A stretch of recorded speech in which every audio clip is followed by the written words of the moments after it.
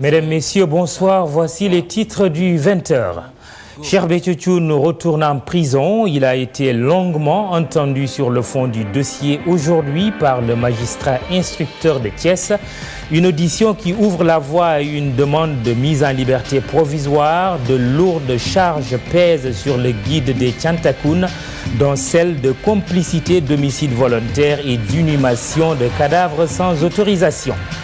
Insalubrité vers une levée du mot d'ordre de grève des concessionnaires. Le gouvernement annonce le paiement des arriérés estimés à plus de 2 milliards de francs CFA. Depuis une semaine, Dakar est envahi par les ordures. Dans le domaine du transport, la grève des travailleurs de Dakar Dem Dikk, une journée paralysante pour de nombreux usagers. Nous le verrons tout à l'heure. Abi Maodo Baldé retrouve les siens. L'étudiante de Subdeco, retrouvée saine et sauve dans la région de Tambacounda. Elle avait quitté le domicile de ses parents à Guédiawaye depuis le 21 juin dernier. Et puis notre invité ce soir pour parler du processus de paix en Casamance, le journaliste Yoro Dia, diplômé de sciences politiques, sera sur notre plateau.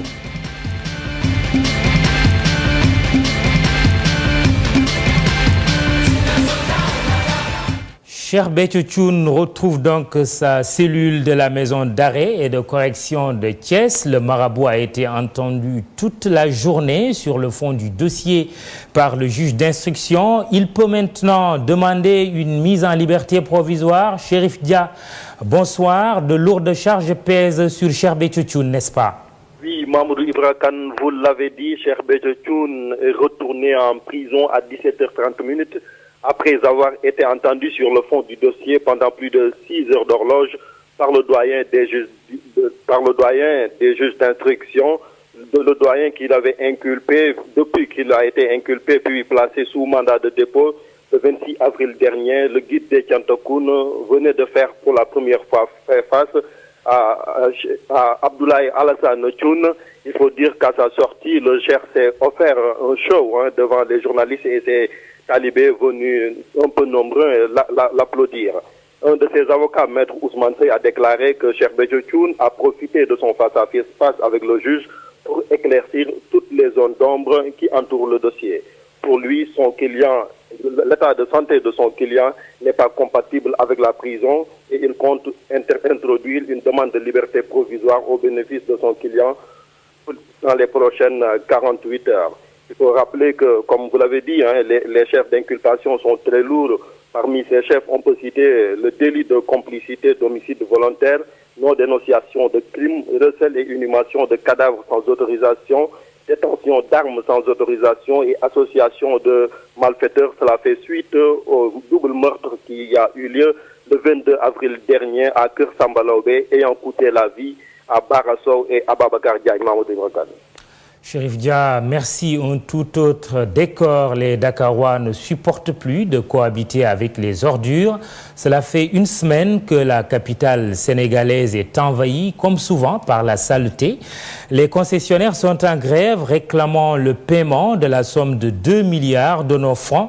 Le reportage de Fatima Ba Ibou Diouf. Des ordures, il y en a partout à Dakar. Au marché de Grand Yoff, l'on se croirait à Mbebes. Commerçants et habitants se plaignent. On vit un calvaire. On ne peut pas respirer avec cette odeur nauséabonde. Et puis, en cette période d'hivernage, on est exposé à des risques de maladies. C'est vraiment dommage pour nous. Nous voulons que les autorités compétentes trouvent une solution urgente pour dégager la salubrité. Sinon, depuis 3 jours, nous ne travaillons pas. Ouais. De toute façon, nous ne pouvons pas rester à la maison aussi. On vient pour se débrouiller, mais on ne peut pas travailler puisqu'il n'y a pas de clients. Madanissi précise que cette situation est indépendante de leur volonté. Aujourd'hui, il y a plus de 7000 tonnes d'ordures qui jonchent les artères de la capitale. C'est suite à la grève des concessionnaires puisqu'ils sont restés 3 mois sans percevoir leur salaire. Cela fait un pactole de 2 milliards. Si nous n'avons pas la logistique, quelle que soit la volonté affichée des techniciens de surface, notre travail est voué à l'échec. Mieux encore, il souligne que même si les concessionnaires lèvent leur mot d'ordre de grève, il se posera le problème de Mbebes. Il y a un autre problème, c'est par rapport à la décharge de Mbebes. Déjà, la piste est impraticable. Il n'y a pas de plateforme. On ne peut pas aujourd'hui évacuer les ordures. L'on parle de rumeurs selon lesquelles l'État voudrait engager une société étrangère pour ce secteur. Ces autorités sont en train encore de commettre les mêmes erreurs que l'ancien régime. Si on fait appel à des étrangers qui ne viennent que pour s'enrichir sur le dos du contribuable sénégalais, ce n'est pas eux qui vont nettoyer la capitale, ce n'est pas eux qui vont nettoyer nos villes, ce sont les Sénégalais qui peuvent nettoyer la capitale. Dans les rues de Dakar se dégage une odeur désagréable au point que certains se promènent avec des masques. Ce sont les populations qui risquent d'être exposées aux maladies en ce début d'hivernage. Aux dernières nouvelles, Dakar devrait pouvoir mieux respirer. Le mot d'ordre de grève des concessionnaires est en passe d'être levé. Conséquence du paiement en cours du montant dû, le directeur de cabinet du ministre des collectivités locales, Ababacar Gueye, que nous écoutons. Ce que je peux vous dire, c'est qu'au moment actuel, la grève des concessionnaires est finie. La grève des concessionnaires est finie parce qu'en fait, les concessionnaires étaient en grève essentiellement parce qu'ils sont restés 2 mois sans percevoir leur redevance. C'est dû à des difficultés administratives, à des difficultés de gestion, mais pas à des difficultés financières.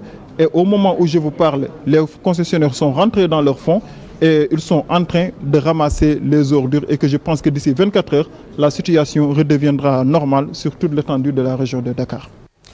Une autre grève qui affecte la capitale sénégalaise. Les travailleurs de Dakar Dem Dikk n'ont pas pris le volant ce lundi. Leurs revendications se résument dans ce bout de phrase: de meilleures conditions de travail. Une grève qui a paralysé de nombreux usagers. C'est un sujet d'Aminata Mbaresso avec Ali Mbaye pour les images. Plus d'une heure. Un peu retardé sur mon rendez-vous. À l'image de cette dame, beaucoup de clients ont attendu désespérément l'arrivée des bus Dakar Dem Dikk. Les travailleurs de la dite société observent une grève illimitée. Les raisons sont multiples. Il y a le problème d'abord des salaires, parce que jusqu'à présent, on n'a pas perçu nos salaires de ce mois. Il y a le problème de l'IPM. Quand on est malade, on ne se soigne pas. Il y a aussi le problème de l'IPRES. Quand vous allez à l'IPRES, les cotisations de Dakar Dem Dikk ne sont pas versées. Les bus immobilisés, la clientèle cherche une alternative. Les bus Dakar Dem Dikk sont bénéfiques pour les populations. Il en est de même également pour les bus Tata. Parfois, moi où je vais, les Tata n'arrivent pas jusque là-bas, sauf le 46. Mais c'est plein et à cause de la chaleur, je ne peux pas monter et j'ai des maux de tête. Les agents de Dakar Dem Dikk interpellent les nouvelles autorités pour une résolution définitive des problèmes. Dakar Dem Dikk, depuis Salvi, la situation est pire qu'au temps de Salvi. On appelle à l'autorité pour qu'ils viennent revoir cette situation. Une solution pourrait être trouvée dans les jours à venir. Des négociations ont été entamées entre le personnel et l'administration de la boîte. En attendant, de nombreux usagers sont restés paralysés ce lundi. Prix des hydrocarbures, enfin un ascenseur qui descend. Depuis ce week-end, le gaz butane et le carburant se vendent moins cher. Le prix à la pompe qui baisse, quid du ticket de transport? La réponse ne vous fera pas sourire. Les transporteurs demandent de patienter encore. Reportage Marie-Christine Mendy avec Ababacar Camara à la caméra. Bonne nouvelle chez les Gorgorlou. Les prix du gaz butane et du carburant sont à la baisse. Les usagers jugent la mesure sanitaire. L'initiative est à saluer, mais on aimerait que cette baisse soit effective. Bientôt, c'est le Ramadan. Il y a beaucoup de dépenses à faire. En plus, les prix sont élevés. Il faut coûte que coûte les diminuer. Les chauffeurs de taxi se réjouissent de cette baisse. Ils jugent tout de même prématuré d'envisager la réduction du tarif de transport. Nous sommes contents de cette baisse. Cependant, on ne pense pas diminuer nos tarifs pour l'instant. Parce que cette baisse peut changer à tout moment. On préfère garder nos tarifs en attendant de voir la suite. Certains boutiquiers, eux, veulent d'abord épuiser leur stock avant d'appliquer les nouveaux tarifs. Le prix du gaz est baissé, mais nous, l'instant là, il faut vendre notre stock avant qu'on baisse notre gaz encore. Quoi. Parce qu'on est beaucoup de restants ici, quoi. L'instant, il y a beaucoup de stocks ici, quoi. Il faut on vend ça. Sinon, on risque de perdre, quoi. Cette baisse est due à une chute des cours du baril de pétrole brut, et cela jusqu'au 4 août prochain, selon le communiqué du Comité national des hydrocarbures. La sécurité alimentaire mieux assurée grâce aux technologies spatiales. Dakar accueille une rencontre sur le sujet avec des spécialistes du réseau inter-islamique des sciences spatiales et de la technologie basé au Pakistan et du Centre de suivi écologique du Sénégal. Ce partage d'expériences devrait permettre de mieux réagir à la menace liée à la sécurité alimentaire. Le compte-rendu de Fatou Kinedem Ibou Diouf. Les applications des technologies spatiales pour le suivi de la sécurité alimentaire, c'est sous ce signe que s'est tenue cette rencontre. L'estimation du rendement agricole est aussi au cœur des discussions. La lancinante question, l'insécurité alimentaire. Pour ces 2 jours, nous allons faire plusieurs présentations et partager les expériences de l'essentiel des pays arabes et des pays africains sur l'expérience de comment ils ont su parvenir à trouver des solutions grâce à l'imagerie satellitale, grâce aux nouvelles technologies. Nous avons su choisir 2 thématiques. Une première thématique, c'est la sécurité alimentaire et une deuxième thématique, c'est l'estimation du rendement agricole. Aujourd'hui, beaucoup de pays d'Afrique subsaharienne sont touchés par ce fléau, d'autres menacés. Le Sénégal n'est pas à l'abri de l'urgence de profiter de l'expérience de certains pays, gage d'une meilleure prévention. Des pays arabes comme le Pakistan, comme l'Égypte, mais d'autres aussi africains comme la Tunisie, ont eu des moyens pour combattre ce fléau. Les Sénégalais en ont eu parce que parmi nous, il y a le CSE7, mais il y a l'université avec d'éminents chercheurs, il y a aussi l'ISRA, il y a aussi le centre Agrimet du Niger, et chaque structure a développé des outils pour combattre ce fléau. Après ce partage, ces spécialistes ont prévu de se lancer dans d'autres domaines qui préoccupent les pays africains.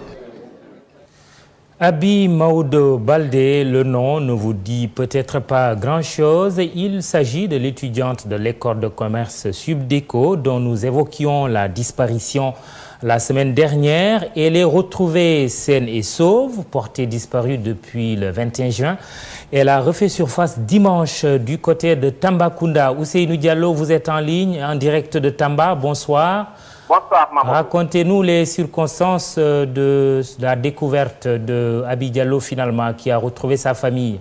Voilà, vous l'avez dit, l'étudiante Abi Maodo Baldé, âgée de 24 ans, portée disparue le 21 juin dernier, a été retrouvée saine et sauve à Tomoronkoto, village situé à 50 km de Kédougou. C'est un enseignant du nord de Magou, John, alerté par la médiatisation de cette disparition, qui a informé les forces de sécurité. Les gendarmes de Kédougou ont alors retrouvé la disparue vivante à l'intérieur du domicile du boucher Momodou Diallo et de sa femme Binta, où elle a passé 2 semaines. D'ailleurs, c'est au cours de son séjour qu'elle a eu à connaître cet enseignant. Indemne, elle a toutefois été accueillie au commissariat de police de Tambacounda pour y subir une audition. Sur les raisons de sa disparition, l'étudiante à Subdeco a juré ne pas en mesure de dire les raisons qui l'ont poussée à aller jusqu'à Kédougou.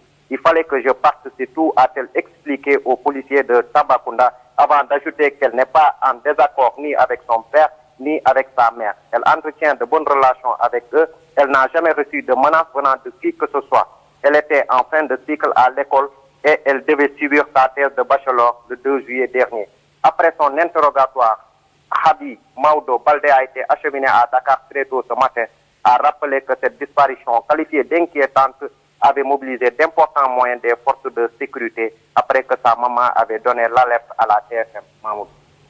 Merci Ousseynou Diallo. Un mot sur la crise casamançaise avec la diaspora qui envisage de s'impliquer dans le processus de paix. Des délégations de Lyon en France, de la Belgique, de la Suède, d'Allemagne et d'autres pays se sont retrouvés le week-end à Paris. Un moment d'échange sur la nouvelle approche qui, à leurs yeux, doit privilégier le dialogue et la concertation. Il est question également de mettre en place un cadre d'échange avec tous les acteurs directs et indirects du développement en Casamance, ainsi que de promouvoir la destination Casamance. La rencontre, notez-le, a été initiée par l'association SOS Casamance. Insertion des jeunes migrants dans le marché de l'emploi dans les pays hôtes. L'Organisation internationale pour les migrations en fait un objectif, une question qui intéresse particulièrement le Sénégal. Le ministre de la Jeunesse et de l'Emploi, Ali Kotondiaï, au micro de Nafissatou Silla. L'emploi est au cœur, n'est-ce pas, des politiques, n'est-ce pas, de la politique au Sénégal. Et le Sénégal est également partie intégrante de la CEDEAO et de l'UEMOA, et ces entités sous-régionales déjà ont donné des orientations, en tout cas des recommandations par rapport à la migration, et pour ne serait-ce que, n'est-ce pas, profiler, n'est-ce pas, nos requérants afin de permettre à ce que le jeune Sénégalais puisse se retrouver dans un cadrage prédéfini dans le pays hôte, n'est-ce pas, aussi bien au niveau de la CEDEAO ou en tout cas au niveau de l'Afrique en général et pourquoi pas au niveau de l'Union européenne. En tout cas, c'est notre souhait que la politique de formation prenne en compte cette migration afin de mieux sécuriser, n'est-ce pas, ces déplacements. L'emploi pour les jeunes, Amadou Mokhtar Mbow offert un exemple à la jeunesse, célébration de ses 91 ans à Saint-Louis après Dakar, occasion de magnifier la vie et l'œuvre du premier directeur noir de l'UNESCO, envoyés spéciaux à Saint-Louis, Ibou Diouf et Youssou Baro pour les images. Rien n'est impossible dans la vie à quelqu'un qui veut s'élever du savoir, à quelqu'un qui a la volonté d'apprendre, qui n'accepte pas l'échec. Le message est fort et plein de symboles. Le professeur Amadou Mokhtar Mbow fête ses 91 ans. Cet homme à la carrière exemplaire doit servir d'exemple et honorer également. Mais cette célébration s'est faite autour d'une révision de ses ouvrages, de ses distinctions, de ses actions, pour mieux l'offrir en exemple à la jeunesse qui est en phase de déperdition. Compte tenu aussi de son parcours exceptionnel, du socle référentiel qu'il incarne aujourd'hui et de cette source d'inspiration intarissable pour la jeune génération, qu'il était tout à fait normal que Saint-Louis puisse l'honorer et participer à la célébration de son 91e anniversaire. Pendant presque un demi-siècle, Amadou Mokhtar Mbow a loyalement servi sa nation, le Sénégal, l'Afrique et le monde entier. Une bonne référence pour la jeune génération. Le fait d'abriter la cérémonie de ce matin avec ce panel d'experts qui connaissent bien qui est le professeur Amadou Mokhtar Mbow était un grand prétexte pour que tous les étudiants qui étudient à l'université Gaston Berger, tout le personnel qui y travaille sache qui est Amadou Mokhtar Mbow. Et je pense que cet objectif a été atteint aujourd'hui. Amadou Mokhtar Mbow, premier directeur noir de l'UNESCO, et à Saint-Louis, il retrouve ses sensations d'enseignant devant ses élèves et étudiants. Je ne cherche pas à être idole, ni même à être une référence, mais ce que je veux montrer aux jeunes, c'est que le parcours que j'ai fait peut-être peut être une expérience qui peut permettre à des jeunes de surmonter les difficultés qui peuvent se présenter à eux dans la vie. Après Dakar, Saint-Louis a pris le relais. Les étudiants de l'université Gaston Berger et les élèves du lycée Ahmed Fall ont eu droit à une conférence de haute facture.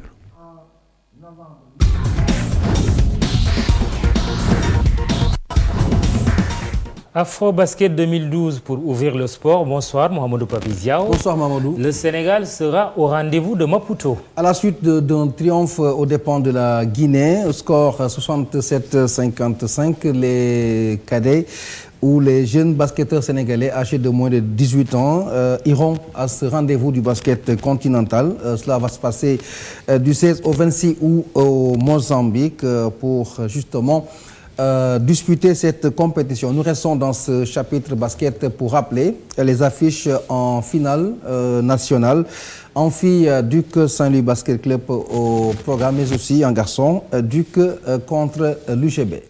CAN 2013 de football, les Lions peuvent bien se qualifier malgré la qualité de leur adversaire. C'est dans l'ordre du possible. Vous le savez, le Sénégal devra croiser la Côte d'Ivoire pour se payer son billet de qualification.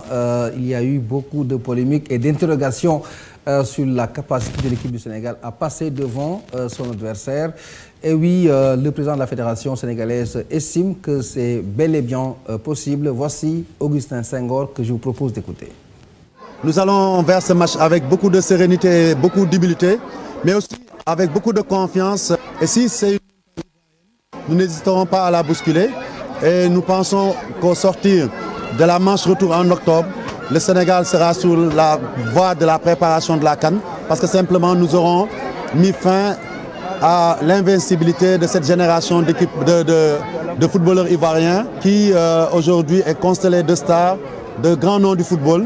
Mais nous leur montrons aussi que la valeur de l'équipe sénégale n'est plus à démontrer. Nous avons un potentiel jeune, une équipe qui monte en puissance et nous sommes là justement pour aller en Coupe d'Afrique. Et si c'est pour aller en Coupe d'Afrique passe par battre la Côte d'Ivoire, nous n'hésiterons pas. Augustin Senghor s'exprimait en marche de la finale de la Coupe du Maire au micro de Mam Fatoundo. Et nous restons en football pour parler de l'école de foot Daour Sey qui a fêté ses 17 ans d'existence. Cela s'est passé ce dimanche. Plusieurs écoles ont pris part à cette manifestation. Tout de suite, l'initiateur que nous écoutons avec Abdou Aziz Ndiaye et Mordien à la caméra. Je lance un appel pour qu'il laisse la passion derrière. Parce que dans une école de football, bon, vraiment, les scores ne comptent pas. Bon, tu prends l'enfant de lundi au vendredi et le dimanche, il vient réciter. Bon, quoi, ça c'est un récital. Bon, quoi, bon, donc, toujours en fin d'année, bon, j'organise un anniversaire pour que vraiment toutes les écoles de football viennent réciter tout ce qu'il avait appris durant l'année. Bon, au préalable, j'avais dit qu'il vaut mieux voir une fois que d'entendre 10 fois. Bon, les enfants, pour toujours, ils entendent parler de Tassir Diallo, de Ablaye Kamara, de Omar Sy, de Jules Boucher et tant d'autres. C'est pour cela que vraiment j'ai fait appel à ces gens-là. Bon, après la finale des minimes, bon, il faut que les anciennes gloires, bon, vraiment, une fois dans le terrain, bon, montrent leur talent et peut-être bon, comment il faut jouer dans un terrain pour que les enfants au moins apprennent une leçon avec eux. Et puis, Mamoudou, pour boucler cette page sportive, cette information qui concerne le transfert de Isiar Dia, le Sénégalais va rejoindre l'Ech Ouria. C'est un club qatari. Il quitte ainsi Fenerbahçe où il avait signé pour 4 ans. Il ne reste plus qu'à lui souhaiter bon vent pour une réussite dans son club au Qatar. Merci Papi Ziao. Jingle Sport pour recevoir notre invité Yorodia.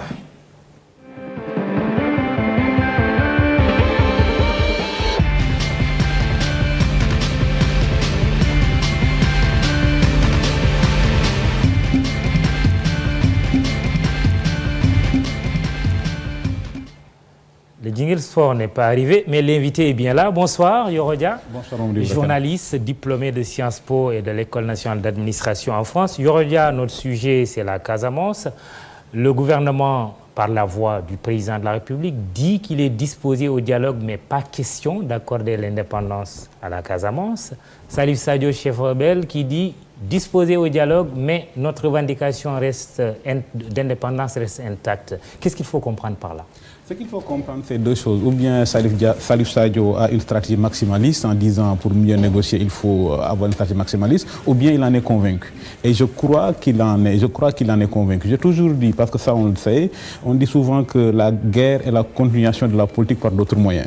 Et j'ai toujours dit que pour le MFDC, la négociation est la continuation de la guerre par d'autres moyens. Si on voit l'histoire de ce conflit, le MFDC a toujours appelé à la négociation en position de faiblesse. Et chaque fois qu'il est en position de faiblesse, la première revendication du MFDC, c'était le démantèlement des cantonnements militaires. C'est pourquoi je pense que la bonne stratégie pour la Casamance, c'est ce qu'on appelle la doctrine de Rabin. Rabin a toujours dit qu'il faut négocier comme s'il n'y avait pas la guerre et faire la guerre comme s'il n'y avait pas de négociation. Il faut séparer les deux. Il faut qu'il y ait une sorte de division du travail. Le président Macky Sall l'a dit, l'indépendance du Sénégal ne se négocie pas. Et ça, c'est du ressort de l'armée.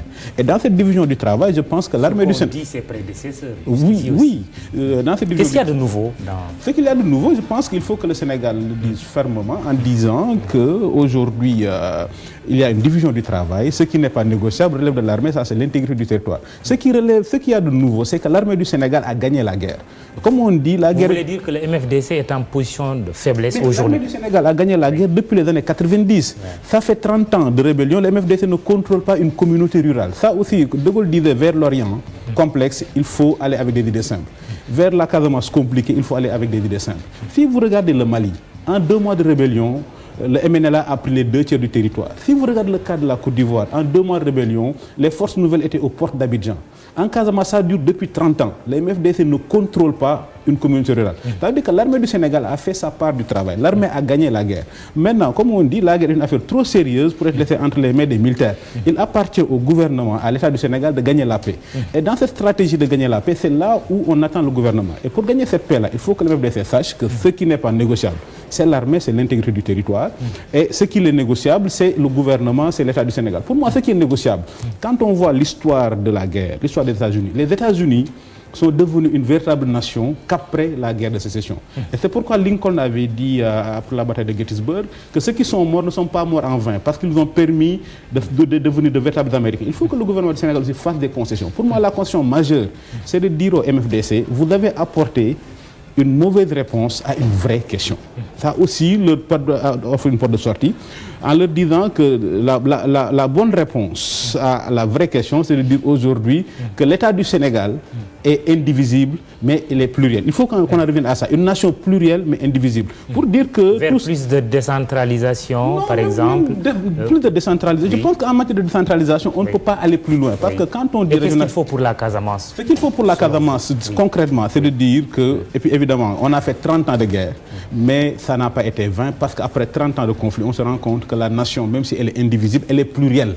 Que, comme dit Mamadou Diouf, les fractures du Sénégal, c'est le mode islamo-wolof. Et reconnaître que tout ce qui est sénégalais n'est pas forcément musulman, tout ce qui est sénégalais n'est pas forcément wolof. Leur dire ça, que la nation est plurielle, même si elle est indivisible. Ça, c'est leur faire une concession. Mais leur dire, par exemple, ensuite, pour moi, ce que le gouvernement du Sénégal n'a jamais pris le soin de faire, c'est de déconstruire l'idéologie du MFDC qui a égaré beaucoup de jeunes. Quand on écoute le discours de Salif Sadio, le mot le plus important pour moi, c'est recouvrer l'indépendance. C'est un mot que disait Diamacoune. Il faut que l'État du Sénégal dise que quand on dit recouvrer une indépendance, ça veut dire on récupère quelque chose qu'on a déjà perdu. Avant la colonisation française, il n'y avait pas une entité avec un État et des frontières qui s'appelait Casamance. Il y a quelques années, un rapport avait conclu à la sénégalité de la Casamance. Mais il y a la communauté de Sénégal qui offre ses services. Est-ce que c'est une opportunité à saisir selon vous? Pour moi, comme c'est notre crise nationale la plus grave, l'idéal, c'est que le gouvernement du Sénégal dise que si on doit négocier, nous allons négocier à Djabir. Ça veut dire que là où tout a commencé, c'est nous dans nous. Jusqu'à présent, M. Salif Sadio est considéré comme un citoyen sénégalais, les autres sont considérés comme des citoyens sénégalais. Maintenant...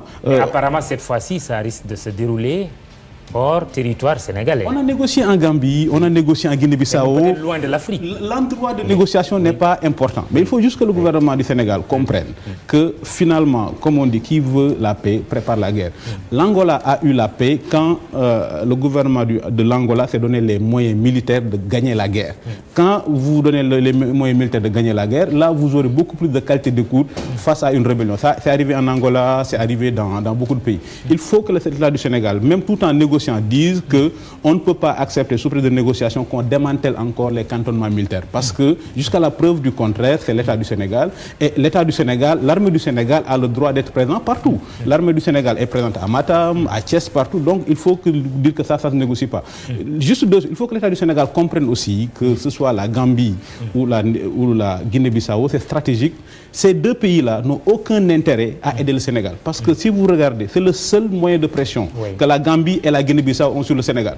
Et puis, comme on dit, un État défend toujours la géographie internationale. Ni Yahya Jammeh. Si j'étais président de Gambie, je n'aurais pas aidé le Sénégal. Si j'étais président de Guinée-Bissau, je n'aurais pas aidé le Sénégal parce que le Sénégal est une petite puissance militaire. On a envahi la Gambie en 81, on a envahi la Guinée-Bissau en 98. Ces deux pays-là se disent aussi longtemps que le Sénégal a des soucis en Casamance, il n'aura pas le temps de s'occuper de nous. Donc, on aura l'appel le jour où l'État du Sénégal se donnera les moyens de dire je sécurise la Casamance et je vais avoir la sécurité avec ou sans l'aval de la Guinée-Bissau ou de la Gambie. Alors, dernière chose en 30 secondes, Yorodia, le président Macky Sall a dit je suis prêt à tout sauf pour l'indépendance. Est-ce que cette réaction-là, c'est un peu en pensant à ce qui se passe aujourd'hui dans notre sous-région, la menace terroriste à travers l'ATMI? Non, mais c'est-à-dire qu'aujourd'hui, nous avons une région très instable et c'est pourquoi je dis que l'armée du Sénégal, dont l'avantage comparatif a été d'avoir une armée et une armée de professions et de métiers. Et c'est pourquoi moi je pense que la survie du Sénégal dépend aujourd'hui de cette armée-là. Il faut que le Sénégal rapidement stabilise la Casamance. On l'a vu en 98, ça a débordé en Guinée-Bissau. Et puis ça, là aussi, où l'armée du Sénégal a créé un rapport de force favorable sur le terrain, il faut que le gouvernement gagne la paix. On ne peut pas demander à l'armée de négocier, l'armée ne négocie pas, l'armée a fait son boulot, ça fait 30 ans, il ne contrôle même pas un village. Pourrait utiliser par exemple la Casamance pour... Oui, mais bon, si on observe bien, les pires moments de la crise en Casamance, c'est dans les années 90, quand on a eu le conflit avec la Mauritanie. Mais ça aussi, ce sont les relations internationales. Quand on a eu les pires moments de la crise en Casamance, c'est quand on a eu de très mauvais rapports avec la Gambie. Les pires moments de la crise en Casamance, c'est quand on a eu le conflit frontalier avec la Guinée-Bissau. Aujourd'hui, la Casamance est le talon d'Achille du Sénégal. Nous avons une grande armée, nous avons une démocratie, mais c'est notre talon d'Achille. Et comme tu dis, quand tu fragiles quelqu'un, il faut appuyer sur son talon d'Achille. Merci Yorodia d'être venu sur le plateau du 20h de TFM. C'est la fin pour ce soir. Demain, rendez-vous avec Khalifa Diakhaté, toujours pour le 20h. Bonsoir.